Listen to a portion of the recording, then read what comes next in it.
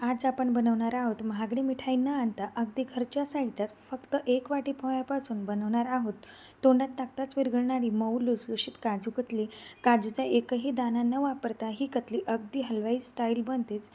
बघू शकता, मोडून देखील दाखवते किती व्यवस्थित झालेली अशी आहे. तर फारसा वेळ न घालवता आपण या रेसिपीला सुरुवात करूया. रक्षाबंधन असो किंवा कोणताही सण असो, मिठाईशिवाय गोडवा अपूर्ण असतो. चला तर मग वेळ न घालवता या रेसिपीला सुरुवात करूया. तर सगळ्यात अगोदर बघा, इथे मी 1 वाटी पोहे घेतलेले आहे. जाड पोहे आहे. हे पोहे जे आहे आपल्याला घरगुती आपण जे पोहे करतो, चिवडा वगैरे बनवतो, ते जाड पोहे मी इथे वापरलेले आहे. मेजरमेंट व्यवस्थित ठेवायचं. अगदी 1 वाटी मेजरमेंटला केली तर 30 वाटी मेजरमेंटला ठेवायची.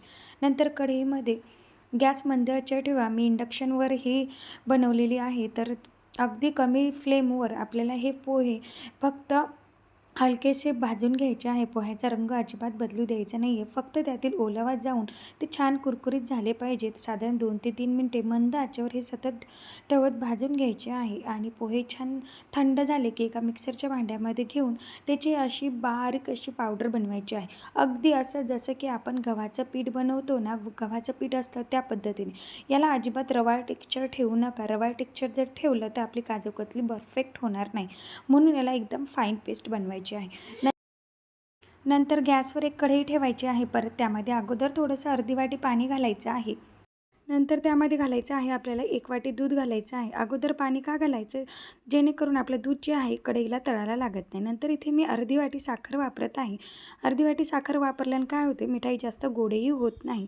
आता याला आपल्याला इथे काही आपल्याला एकतारी चाचणी वगैरे बनवायची नाही आहे. फक्त साखर वितळून घ्यायची आहे याच्यामध्ये आणि याला ढवळत राहायचं आहे. नंतर मी इथे बघा 9-10 बदाम गरम पाण्यात भिजू घातल्या होत्या. नंतर त्याची साल निघायला थोडी अवघड चालली होती. नंतर काय केलं, मी त्या बदाम थोड्याशा गरम पाण्यामध्ये उकळून घेतल्या, जेणेकरून त्याची बदामाची साल जी आहे बघा अगदी सहज निघते. असं जर केलं तुम्ही तर अगदी व्यवस्थित होतं. काजू न वापरता इथे आपण बदाम वापरत आहोत, जेणेकरून ते आपलं मिठाईचं जे टेक्स्चर आहे अगदी काजू कतलीसारखं येईल आणि बदामाला तेच टेक्स्चर असतं. आता ते बदाम घ्यायचे आणि त्याच्यामध्ये अर्धी वाटी दूध टाकून याला मिक्सरमध्ये एकदम बारीक पेस्ट याची बनवून घ्यायची आहे. अगदी फाईन पेस्ट बनवा, जेणेकरून आपली मिठाईमध्ये अगदी छान लागते. नंतर रूम टेम्परेचरचं दूध घ्यायचं आणि त्याच्यामध्ये इथे अर्धी वाटी आपल्याला मिल्क पावडर वापरायची आहे. मिल्क पावडर अगोदर दुधामध्ये मिक्स करून घ्यायची, जेणेकरून त्याच्या गुठळ्या दुधामध्ये होणार नाहीत. म्हणून अगोदर हे रूम टेम्परेचरच्या दुधामध्ये मिक्स करून घ्यायचे आहे. इथे मिल्क पावडर का वापरायची आहे? जेणेकरून आपल्या मिठाईला जे आहे एकदम हलवाईसारखी टेस्ट येते आणि तोंडात टाकताच विरघळते. मऊ लुसलुशीत इथे काजू कतली आपली तयार होते. याच्या गुठळ्या होऊ नये म्हणून आपण इथे अगोदर मिल्क पावडर मिक्स करून घेत आहोत. म्हणून अगोदर मिल्क पावडर इथे मी दुधामध्ये मिसळून घेतलेली आहे. नंतर बघा, इकडे साखर देखील आपली दुधामध्ये विरघळलेली आहे आणि मिल्क पावडर जी आपण विरघळून घेतली होती दुधामध्ये, ती आता याच्यामध्ये घालायची आहे. जर तुम्ही डायरेक्ट मिल्क पावडर इथे घातली तर मिल्क पावडरचे जे असतात ना, छोटे छोटे गोळे होण्याची भीती असते. म्हणून गोळे व्हायचे नाही म्हणून आपण ते अगोदर वाटीमध्ये मिक्स करून घेतले. नंतर एका स्पॅच्युलाच्या सहाय्याने त्याला व्यवस्थित ढवळत राहा, मिक्स करा आणि कडाची साय देखील त्याच्यामध्ये टाकत राहा. गॅसची फ्लेम अतिशय कमी ठेवा. मंद गॅसवरच ही सगळी प्रोसिजर आपल्याला करायची आहे. आणि जे आपण बदाम मिक्सरच्या भांड्यामध्ये बारीक काढून घेतले होते ते बदाम देखील आता इथे आपल्याला या दुधामध्ये घालायचे आहे. बघू शकता, मी सगळे मिक्सरच्या भांड्यामधले बदाम इथे टाकलेले आहे. तुम्ही काजू न वापरता बदाम वापरले तरीही अगदी तसंच टेक्स्चर येणार आहे. इथे बदाम वापरल्यामुळे काय होतं, त्याला अप्रतिम चव आणि रिचनेस येतो. म्हणून आपल्याला इथे बदाम घालायचे आहे आणि मिल्क पावडर देखील आपण घातलेली आहे. त्यामुळे काय होतं, त्याची जी आपली बर्फी आहे त्याची व्यवस्थित टेक्स्चर येतं आणि खायला देखील अगदी काजू कतलीसारखी लागते. मी भोवतालची देखील पूर्ण साय त्याच्यामध्ये टाकत आहे. जी कढईला शेजारून असते ना, ते पूर्ण त्याच्यामध्ये टाकायचं. गॅस मंद ठेवायचा आणि आता जी आपण पोह्याची पावडर बनवून घेतली होती ती पोह्याची पावडर अशी सगळीकडे टाकायची, जेणेकरून त्याच्या गुठळ्या होणार नाही. बघू शकता, अशा पद्धतीने सगळीकडे टाकायची आहे. नंतर काय करायचं, स्पॅच्युलाच्या सहाय्याने त्याला व्यवस्थित ढवळत घ्या. आता अजिबात कढईला न लागता थोडं थोडं हलक्या हाताने ढवळत घ्या. गॅस मंद आचेवर ठेवा आणि स्पॅच्युलाच्या मदतीने याला सतत ढवळत राहा.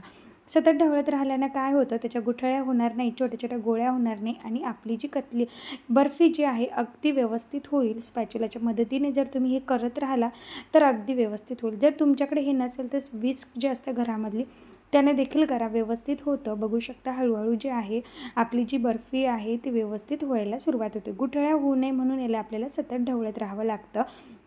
आणि याची जी चव आहे एकदम छान येते. एकदा नक्की ट्राय करून बघा आणि गॅस कमी ठेवा. कमी गॅसवर आता याला हलवत राहा.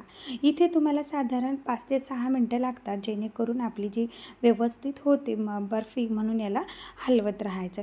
जोपर्यंत कढईला सोडत नाही तोपर्यंत याला आपल्याला हलवत राहायचं आहे. काय आहे ना, असं जर आपण हलवत राहिलं तर त्याच्यामध्ये गुठळ्या होणार नाही आणि स्पॅच्युलाच्या मदतीने जर केलं तर अजिबात गुठळ्या होणार नाही.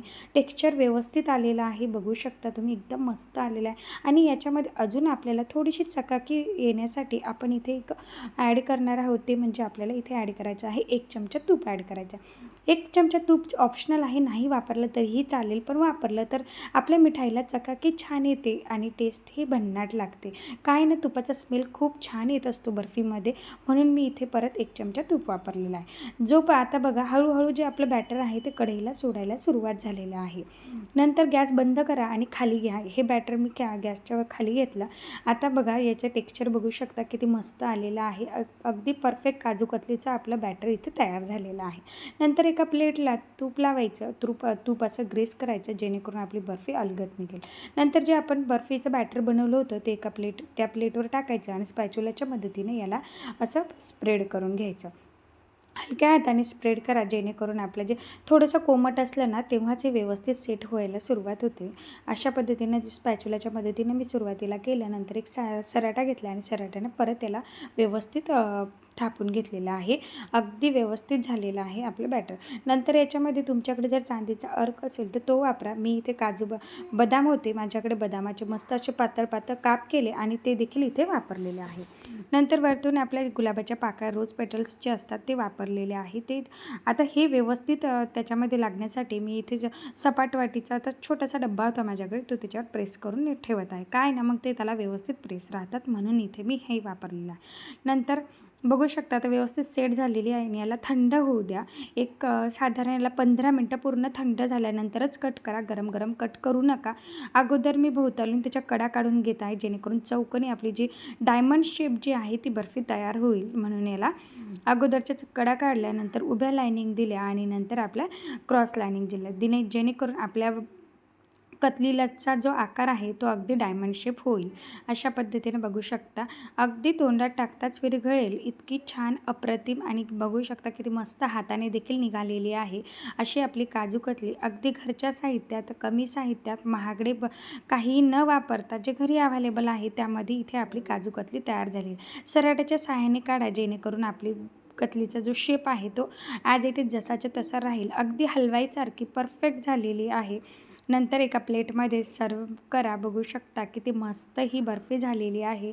टेक्स्चरही तसाच आलेला आहे, सेम काजू कतलीसारखं, कारण याच्यामध्ये आपण बदाम वापरलेले आहे, मिल्क पावडर वापरलेली आहे, जेणेकरून याची रिचनेस जी आहे अजून वाढलेली असते. तर तुम्हाला ही रेसिपी कशी वाटली ती कमेंट बॉक्समध्ये टाईप करून सांगायला विसरू नका आणि अशा छान छान रेसिपीसाठी लाईक, शेअर, सबस्क्राईब करा. थँक्यू. बाय.